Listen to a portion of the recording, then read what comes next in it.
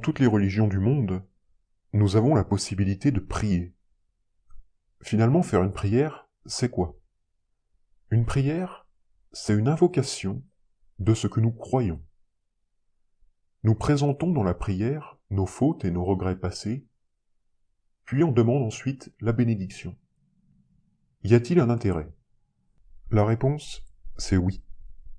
En réalité, on prie parce que nous préparons inconsciemment notre mort.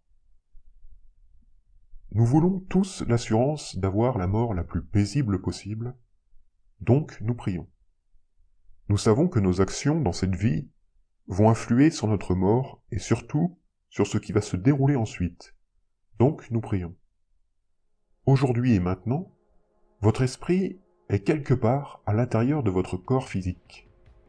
Tant que vous êtes en vie, l'esprit restera dans votre corps. Autre chose que vous savez également, c'est que le moment de la mort est l'un des instants les plus importants pour déterminer l'avenir de votre esprit. S'il faut améliorer notre karma, il faut marquer l'esprit. La mort, c'est un peu comme une empreinte de votre pas dans un sol sableux. Lorsque vous aurez marché au sol, il ne sera plus possible de modifier votre empreinte. Pour que votre empreinte soit la plus belle possible, ne ratez pas votre pas. C'est exactement pareil avec la mort.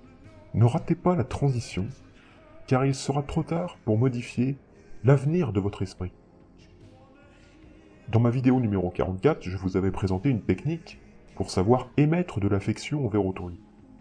Grossièrement, cette pratique consistait à unir notre esprit avec l'esprit d'un maître spirituel ou d'un être éveillé. Si on meurt avec un état d'esprit affectif, qui est d'une grande qualité, nous avons des chances de retrouver cette même conscience, ce même état d'esprit, après notre mort.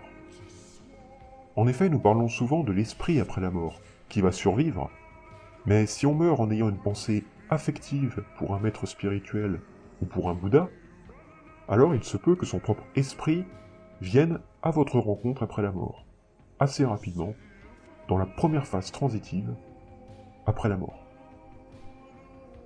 D'ailleurs, si vous avez la chance de mourir en présence d'un maître, alors celui-ci s'en assurera. Il fera en sorte que vous ne soyez pas distrait. Ils ont des astuces efficaces qu'ils savent utiliser au bon moment.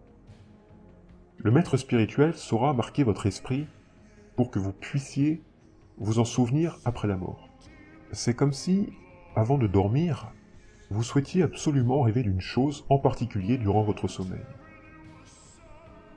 Vous vous dites qu'il faudra que vous vous en souveniez, mais comme nous n'avons pas de technique précise, s'en rappeler pendant que l'on dort est extrêmement complexe. Le maître spirituel parviendra à faire en sorte que vous vous en souveniez pendant le sommeil. Évidemment, c'est encore plus difficile avec la mort, mais le maître sera là pour vous.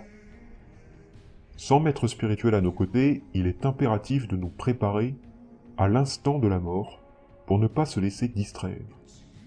Nous devons absolument créer l'environnement favorable à notre mort.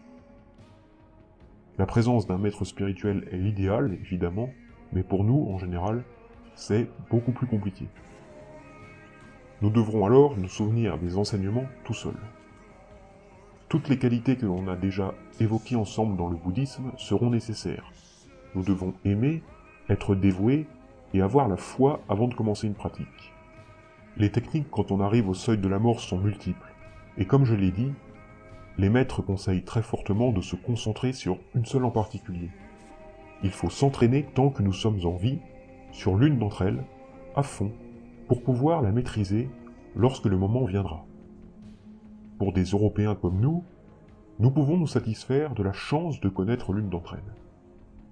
Sur notre continent, peu d'entre nous sont préparés. Nous ne devons pas l'oublier pour comprendre notre chance. Tous les bienfaits qui en ressortent au cours de la pratique resteront à jamais gravés dans l'esprit. Le reste, c'est le karma qui déterminera votre sort. Il y a aussi un point que je n'ai pas évoqué, il se peut que nous n'ayons pas tous nos moyens au moment de la mort. J'évoque par exemple la maladie d'Alzheimer. Cette maladie impacte notre cerveau, et au moment de la mort, il se peut que nous oublions tous les enseignements. il faut déjà bien comprendre que le cerveau n'est pas l'esprit. De ce fait, même si on divague complètement, notre nature d'esprit demeurera intacte, parce que nous avons tous la même nature d'esprit. Rien ne peut la changer. Si c'est une maladie qui vous fait souffrir physiquement, recentrez votre esprit au milieu de tout, et demandez à la maladie de vous laisser tranquille, de s'en aller. En somme, abandonnez votre corps au seuil de la mort. Votre esprit, il est présent. Vous avez la foi, alors faites-lui confiance. J'ai longtemps comparé la mort à une évaluation scolaire. Pour réussir l'évaluation, vous devez avoir révisé au préalable. Quelques minutes avant, il ne sert plus à rien de réviser. Faites avec ce que vous avez stocké dans votre mémoire. C'est pareil avec la mort. Ne cherchez plus à comprendre quoi que ce soit lorsque vous êtes sur le point de mourir. Ne cherchez plus à apprendre ou à résoudre les mystères. Détendez-vous simplement et partez avec vos propres connaissances et votre préparation.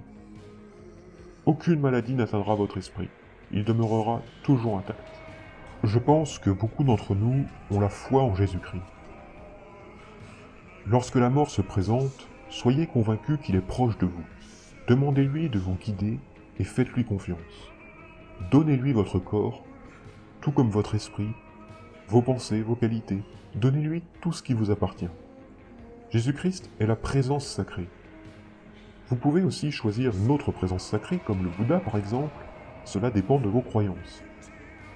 Faites la technique que j'ai décrite dans ma vidéo numéro 44 et unissez votre esprit au sien. Vous pouvez aussi faire le powa.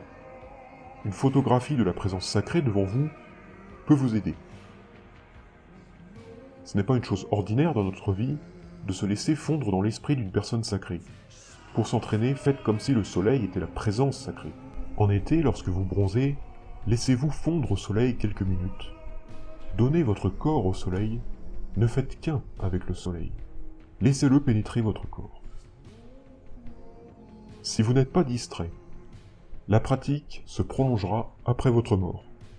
Elle sera aussi l'empreinte, la marque du devenir de votre esprit. N'oubliez jamais cela. La pensée avec laquelle vous allez mourir va très fortement déterminer votre voyage à travers la mort. Entre la vie et la mort, vous allez vous endormir, puis vous vous réveillerez. La pensée avec laquelle vous vous êtes endormi déterminera votre état d'esprit dans la mort, et cet état d'esprit reviendra avec beaucoup plus de puissance. Et nous allons voir cela la prochaine fois. Je vous remercie pour votre écoute, on se retrouve donc la semaine prochaine pour une toute nouvelle vidéo.